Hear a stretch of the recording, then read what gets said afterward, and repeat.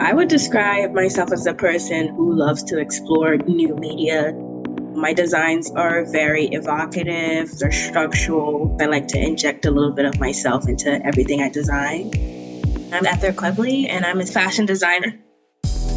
Humankind is basically driving themselves to extinction because of our pollution. My collection is exploring the various forms humans adapt to after being forced to evolve in the future.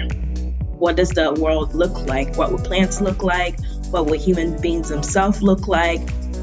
Fashion design at Jefferson is so special because you get to explore the industry before going into it. I'm finding new ways to be creative, and I feel like that's healing within itself. It's been a process, but it's a process that I've learned to love.